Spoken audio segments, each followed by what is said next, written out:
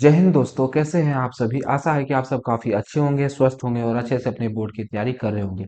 दोस्तों, आज की वीडियो में हम लोग क्लास 10th मैथ का VVI सब्जेक्टिव क्वेश्चन करने वाले हैं। मतलब महत्वपूर्ण लघु उत्तरीय प्रश्न को करेंगे, लॉन्ग प्रश्न नहीं करेंगे आज। और आज का जो ये वीडियो होने वाला है, ये आपका एक तरह से लाइव टेस्ट होने वाला है। आज के वीडियो में आप जानेंगे कि आप अभी कितने पानी में है। ठीक है, टोटल हम आपको 10 क्वेश्चन कराएंगे और 10 में से आप लोग कितना सही करते हैं ये निर्भर करता है आपका बोर्ड एग्जाम में कैसा स्कोर आप करने वाले हैं। ये आज की वीडियो से आपको पता लगने वाला है। अगर आप लोग 10 में से 8 भी क्वेश्चन ठीक कर पा रहे हैं, मतलब समझिए कि आपकी तैयारी ठीक ठाक है। क्वेश्चन हम हार्ड लेकर के नहीं आए हैं, ज्यादा नॉर्मल क्वेश्चन है जो आपको बोर्ड एग्जाम में पूछा जाता है। ठीक है, और जो स्टूडेंट 10 में 10 सही कर पा रहे हैं उसका तो समझिए ढाकर तैयारी हो गया है। ठीक है, तो आप लोग 10 में से 8 भी सही कीजिए। उम्मीद तो रहेगा कि 8 सही हो जाना चाहिए। इसका पीडीएफ आपको टेलीग्राम चैनल पे मिल ही जाएगा। अनुराग मैथ्स इंस्टीट्यूट आपको तो पता ही है। और देखिए, टेलीग्राम चैनल पे इस टाइप का क्यूजेज भी देखने को मिलता है। तो क्यूज से क्या होता है कि आपका ऑब्जेक्टिव जो है बाबू, वो ठीक होगा। ठीक है, और मजा भी आएगा आपको ऑब्जेक्टिव लगाने में, खेल खेल में आपकी तैयारी हो जाएगी। तो इसीलिए टेलीग्राम चैनल से जरूर जुड़ जाइएगा। तो चलिए क्वेश्चन पे हम लोग चलते हैं, समय को ज्यादा बर्बाद नहीं करते हैं। तो पहला क्वेश्चन आप लोग देख पा रहे होंगे। क्वेश्चन है कि 8, 12 और 22 का एलसीएम निकालना है। 8, 12 और 22 का एलसीएम तथा एचसीएफ ज्ञात करें। कौन विधि से निकालना है, तो ये भी लिख देते हैं। ये निकालना है आपको अभाज्य गुणनखंड विधि से। कौन सा विधि से? अभाज्य गुणनखंड विधि से। और फटाफट निकालने का कोशिश कीजिए। और थोड़ा देर के लिए वीडियो को पॉज कर दीजिएगा अगर रिकॉर्डेड में देख रहे हैं तो। ठीक है, थोड़ा देर वीडियो को पॉज कर दीजिए। उसके बाद हम सॉल्व करते हैं। तब तक देखिए, 8, 12 और 22 का एलसीएम एचसीएफ निकालना है। कैसे निकालेंगे? अभाज्य गुणनखंड विधि से। तो पहले 8 का अभाज्य गुणनखंड कर देंगे। 8 का करेंगे तो कितना होगा? 2 से लग जाएगा 4 बार में और 2 से लग जाएगा फिर 2 बार में। मतलब कि 8 को हम लोग लिख सकते हैं 2 गुना 2 गुना 2। 8 का यही होगा अभाज्य गुणनखंड। उसके बाद है 12, तो 12 का अभाज्य गुणनखंड करते हैं। चलिए, 12 का हो जाएगा 2 से 6 बार में और 2 से 3 बार में। तो 12 को हम लोग लिख सकते हैं 2 गुना 2 गुना 3, 3 चौके 12 हो गया। उसके बाद है 22, तो 22 का अभाज्य गुणनखंड करते हैं। ये हो जाएगा 2 से 11 बार में, तो हम लोग 22 को लिख सकते हैं 2 गुने का 11। चलिए, हम लोग को निकालना है एचसीएफ निकालना है और साथ में एलसीएम निकालना है। चलिए, दोनों चीज निकालना है। तो उसके लिए क्या करना पड़ता है? जुम्मा जुम्मा करना पड़ता है, मतलब जोड़ा देखना पड़ता है कहाँ कहाँ बन रहा है। देखिए, तीनों में क्या है, वो एचसीएफ होता है, तो तीनों में आप लोग देख पा रहे होंगे ये वाला दो तीनों में दिख रहा था, ये क्या हो गया? एचसीएफ हो गया। अब एचसीएफ को एलसीएम निकालने के लिए क्या करेंगे? एचसीएफ को एक बार लिख दीजिए। उसके बाद बाकी क्या करना है? बाकी इधर देखना है कि इधर भी जोड़ा बन रहा है। जोड़ा मतलब दो गो का। तो यहाँ भी देखिए दो दो जगह दिख रहा है। इन दोनों का ऐसे ऐसे सीधा सीधी ना जोड़ा दिखेगा, लंबा लंबी। तो यहाँ भी जोड़ा बन गया, तो ये दो को एक बार लिख देंगे। और बाकी जिसमें जोड़ा नहीं बन रहा है उस सबको भी एक एक बार लिख देंगे। जैसे ये दो बच गया ना, ये तीन बच गया, ये 11 बच गया ना, 2 गुना 3 गुना 11, इतना को बच गया ना, इसको ऐसे लिख देंगे। एक दो ये हो गया, एक दो ये हो गया, ये वाला दो नहीं लिखे, ये वाला दो को भी लिखना पड़ेगा। चलिए, अब इसको गुना कर देंगे तो यही हो जाएगा एचसीएफ। इसको एलसीएम, इसको गुना करना है बस। चलिए, 2 दूना 4, 4 दूना 8, 8 तिहाई 24, 24 को गुना करना है 11 से। तो ये हो जाएगा आपका 2, 4 2 6 और 4, 264 हो जाएगा। तो इसका आंसर कितना हो गया? 264। एचसीएफ निकल गया 2 और एलसीएम कितना निकल गया? 264। तो ये हो गया आपका पहला क्वेश्चन का आंसर। मिला लीजिए, सही निकला है तो ठीक है, गलत हो गया है तो देखिए आप फिर कहाँ पे गलती कर रहे हैं। चलिए, अगला क्वेश्चन हम लोग देखते हैं। अगला प्रश्न है कि सिद्ध करे 5 माइनस का रूट 3 एक अपरिमेय संख्या है। और इस सिद्ध करने वाला क्वेश्चन आप लोग क्वेश्चन बैंक उल्टा के देखे होंगे तो अबे करता है, 2 नंबर में हर साल ये पूछा जाता है। ठीक है, सिद्ध करना तो आना चाहिए आपको। और आशा है कि आता भी होगा, नहीं आता होगा तो आज सीखने का पूरा कोशिश करेंगे। ठीक है, चलिए, इसके लिए क्या करना पड़ता है? हम लोग उल्टा मान लेते हैं। माना कि उल्टा मानते हैं, माना कि 5 माइनस का रूट 3 जो है एक परिमेय संख्या है। बोला अपरिमेय सिद्ध करने के लिए मान लेंगे क्या कि ये एक परिमेय संख्या है। ठीक है, चलिए, अब परिमेय संख्या है तो इसका परिभाषा होता है कि इसको हम लोग पी बटे क्यू के रूप में लिख सकते हैं। मतलब पी बटे क्यू बराबर 5 माइनस का रूट 3 होना चाहिए। यदि ये परिमेय है तो ऐसा होना चाहिए कि नहीं होना चाहिए? ये तो परिभाषा होता है, यहाँ लिख देंगे भाषानुसार, मतलब परिभाषा के अनुसार ई जो है पी बटे क्यू के बराबर होना चाहिए। चलिए, हम लोग क्या करते हैं कि रूट 3 को इधर भेज देते हैं, पी बटे क्यू लाख उधर भेजते हैं। रूट 3 माइनस में इधर क्या चीज हो जाएगा? प्लस में हो जाएगा। और ये 5 का 5 रहने दीजिए, ई इधर प्लस में है, इस तरफ आके क्या चीज में हो जाएगा? माइनस में हो जाएगा। तो 5 माइनस का पी बटे क्यू, इधर है रूट 3 और बराबर है 5 को क्यू से गुना करेंगे 5 क्यू हो जाएगा माइनस का पी बटे क्यू। और यहाँ पे थोड़ा सा एक चीज लिखना होता है, वो हम बदल के लिख देते हैं। चलिए, यहाँ पे लिखना होता है कि जहां P तथा Q कोई पूर्णांक है। P और Q क्या है? कोई पूर्णांक है। P Q का कोई उभयनिष्ठ गुणनखंड नहीं है। इतना सा लिखना होता है आपको। और Q जो है आपका वो 0 के बराबर भी नहीं है। इतना सा आपको लिखना होता है, लिखना ही लिखना है। सबसे पहले माना कि 5 माइनस का रूट 3 एक परिमेय संख्या है। उसके बाद परिभाषा अनुसार P बटे Q बराबर जो भी दिया हुआ है वो लिख देंगे इधर। और लिखेंगे जहाँ P और ये जो P लिखे हैं Q लिखे हैं ये क्या है? पूर्णांक है। P Q का कोई उभयनिष्ठ गुणनखंड नहीं है, मतलब कटने उठने वाला नहीं है। और Q 0 के बराबर भी नहीं है। उसका विनाश करेंगे। अब एक चीज बताइए, आप देख पा रहे हैं कि ई क्या लिखा हुआ है? ई लिखा हुआ है पी बटे क्यू के रूप में, मतलब ई वाला आपको परिमेय दिख रहा होगा। अरे भैया देखिए ना आप, ये स्केच बदल लेते, कलर बदल लेते हैं इसका। चलिए ये देखिए, ये जो है ये आप नहीं देख पा रहे हैं, बटे के रूप में लिखा हुआ है। बटे के रूप में जो लिखा होता है वो क्या होता है? वो तो परिमेय होता है कि नहीं होता है? बिल्कुल होता है। तो ये आपका परिमेय है। ई रूट 3 है। रूट लगा हुआ है, रूट लगा हुआ चीज क्या होता है? अपरिमेय होता है। ये हो गया आपका अपरिमेय। इसके बाद हम लोग लिखेंगे यहाँ एक अपरिमेय है तथा दूसरा परिमेय है। यही तो दिख रहा है ना बाबू आपको कि जो है ये जो है रूट 3 ये अपरिमेय है और ये परिमेय है। परिमेय है। दोनों बराबर है। दोनों बराबर है। दोनों बराबर देख पा रहे हो, दोनों के बीच में बराबर का चिन्ह है, दोनों बराबर है। जो कभी, अच्छा, परिमेय बराबर अपरिमेय है। रूट वाला संख्या बिना रूट वाला संख्या के बराबर हो सकता है क्या? नहीं हो सकता है। जो कभी संभव नहीं है। अरे भैया ये दोनों बराबर हो ही नहीं सकता है, काहे कि एक अपरिमेय है या दूसरा परिमेय है। अतः तो लिखेंगे अतः हमारी मान्यता गलत है। अब हम जो माने हैं ये जो ई तो ई वाला स्टेप तो गलत हो गया, तो इसके पहले वाला स्टेप भी गलत है, इसके पहले वाला स्टेप भी गलत। तो मतलब ये जो हम लोग किए हैं ये गलत है। तो गलत क्या है? तो भैया ऊपर वाला सबसे देख लीजिए, ये जो है एक परिमेय अपरिमेय संख्या है। ये देखिए जब सिखाने का था ना तो हम बहुत बढ़िया से सिखाए थे, ठीक है। अभी फटाफट हम बना दिए, काहे कि आपका समय बर्बाद नहीं हो और रिवाइज हो जाए एक बार। इस तरह से हम लोग इस क्वेश्चन का आंसर लिखते हैं। तो इस तरह से आप लोग लिखे होंगे। देखिए मेन जो है ना, मेन यही लिखना है कि जहाँ ये वाला जो स्टेप है ये आपको लिखना ही लिखना है। कितना बच्चा ये छोड़ देता है जिसकी वजह से नंबर कट जाता है, ठीक है। 2 का 1 नंबर मिलता था, 2 में 2 आने के लिए आपको इतना सा लिखना ही पड़ेगा। चलिए अगला क्वेश्चन हम लोग देखते हैं जल्दी से। अगला है कि द्विघात बहुपद एक्स स्क्वायर प्लस का 7x प्लस का 10 के शून्य ज्ञात करें। निकलना क्या है? हमको शून्य निकलना है। एक्स स्क्वायर प्लस का 7x प्लस का 10, इसका शून्य निकलना है। शून्य निकालने के लिए इसको शून्य के बराबर कर देंगे। अब क्या करना है हमको? देखिए यहाँ इसके साथ में जो गुना कुछ नहीं थे, इसको और 10 को गुना करेंगे तो कितना हो जाएगा? 10 हो जाएगा। और इसका अभाज्य गुणनखंड करेंगे तो 2 और 5, और 2 और 5 तो इसको लिख सकते हैं अब हम लोग एक्स स्क्वायर प्लस का 2x प्लस का 5x, दोनों को जोड़ देंगे 7x हो जाएगा, प्लस का 10 बराबर 0। इन दोनों में x कॉमन है तो x कॉमन ले लेंगे, यहाँ हो जाएगा x प्लस का 2। इन दोनों में 5 कॉमन है तो 5 कॉमन ले लेंगे, यहाँ हो जाएगा x प्लस का, देखिए इससे 5 से भाग देंगे तो कितना हो जाएगा? 2 हो जाएगा।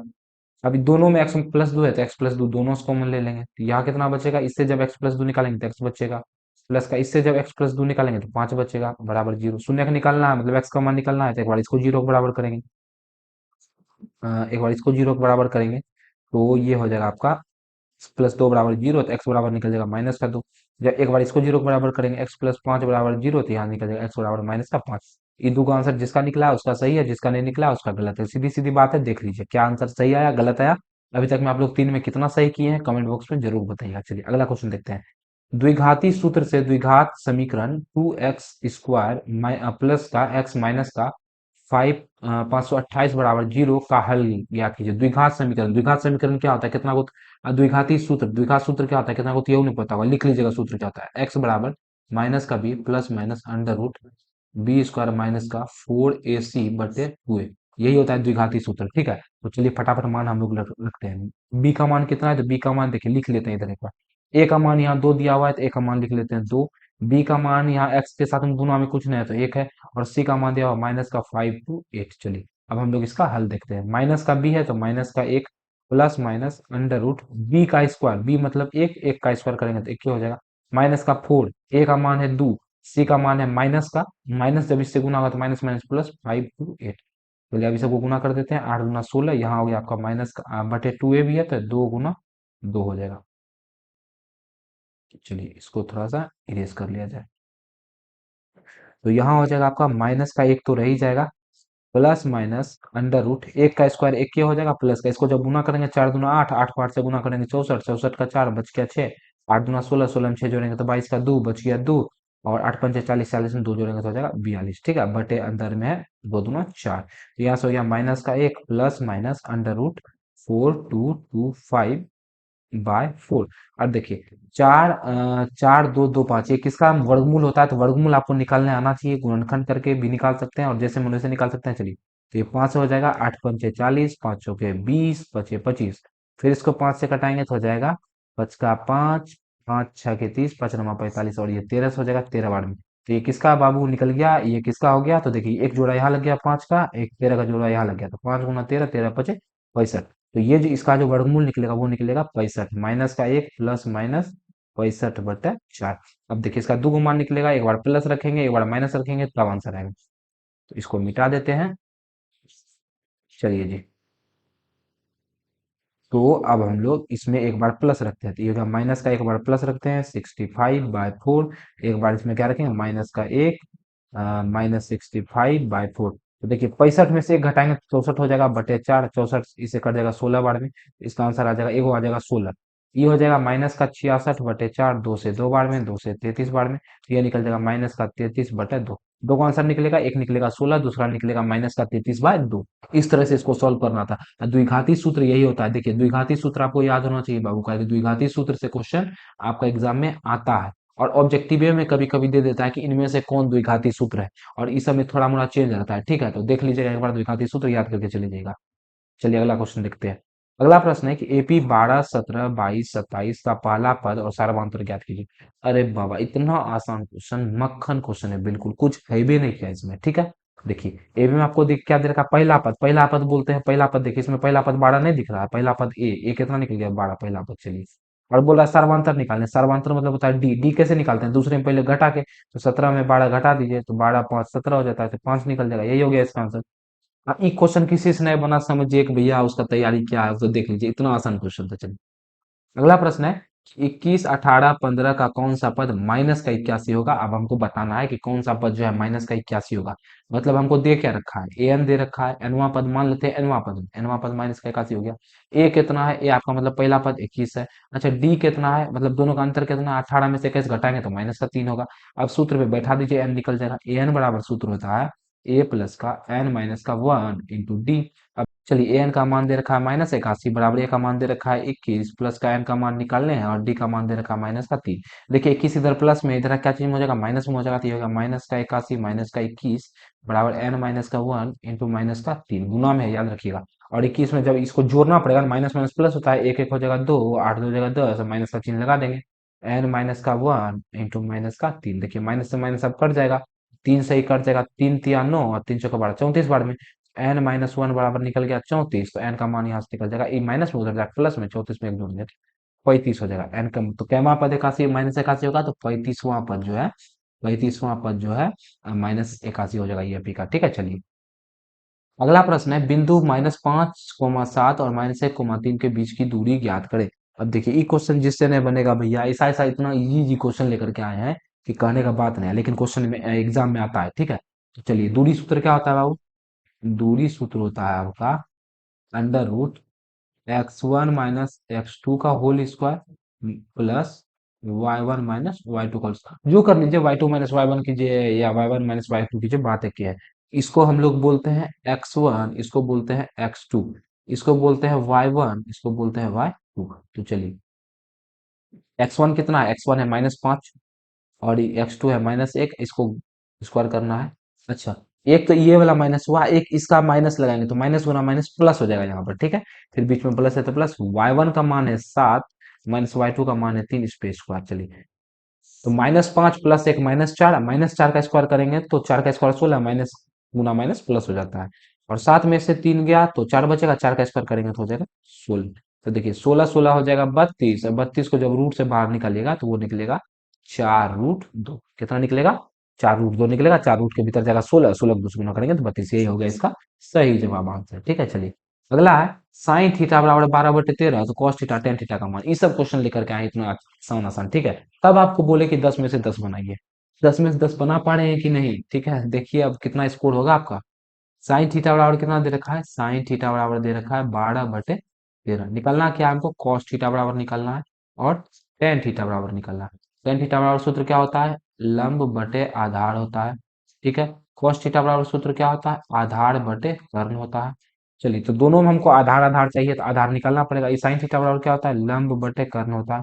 आप देख पा रहे होंगे कि आपको जो है, आपको कर्ण दिया हुआ है, लंब भी दिया हुआ है, निकालना क्या है? आधार निकालना पड़ेगा, क्योंकि दोनों जगह आधार का यूज हो रहा है। तो आधार बराबर होगा अंडर रूट कर्ण का स्क्वायर, कर्ण का स्क्वायर माइनस का लंब का स्क्वायर। तो 13 का स्क्वायर हो गया कितना? 169। 12 का स्क्वायर होगा 144।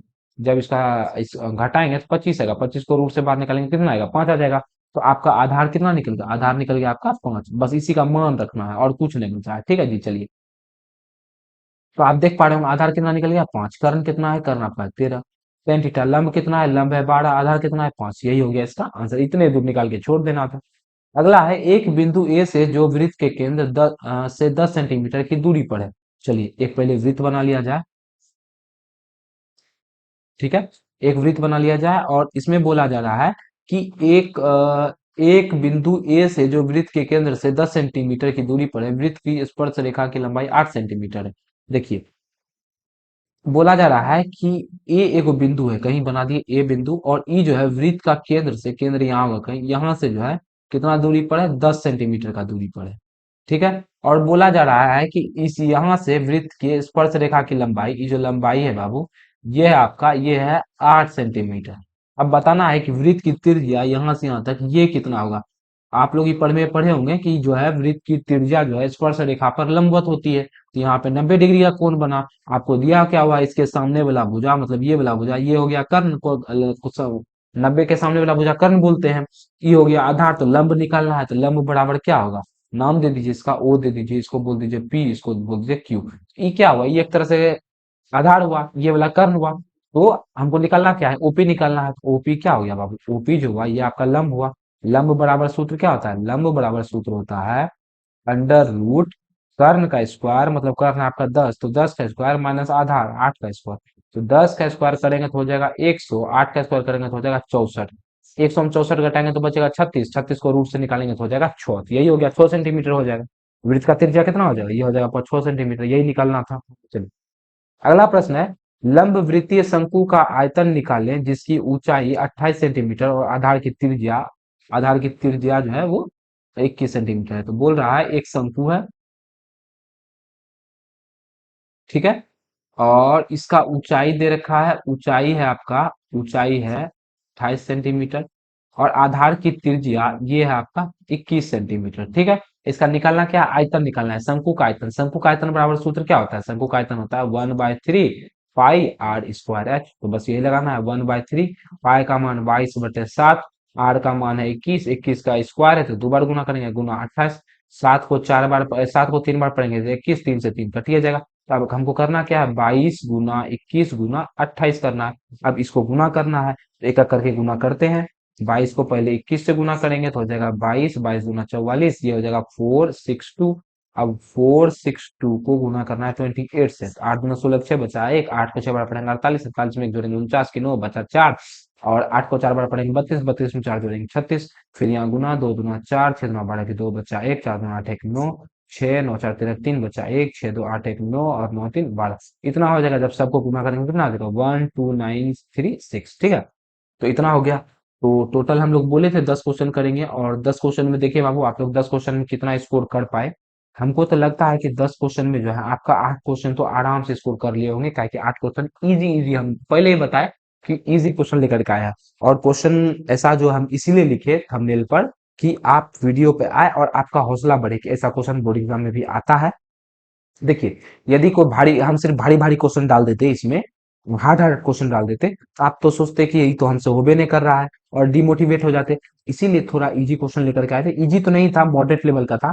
तो आशा है कि आपको अच्छा लगा होगा, क्वेश्चन करने में मजा आया होगा।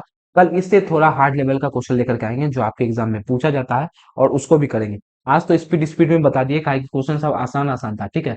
कल जो है हार्ड क्वेश्चन होगा ना, तो उसमें थोड़ा समय लगेगा, तो घबराइएगा नहीं। आशा है आज का वीडियो आपको पसंद आया होगा, तो वीडियो को लाइक कर दीजिएगा, चैनल को सब्सक्राइब कर दीजिएगा और शेयर भी जरूर से कर दीजिएगा। तो मिलेंगे आपसे अगले वीडियो में, तब तक हंसते रहिए, मुस्कुराते रहिए। जय हिंद, जय भारत।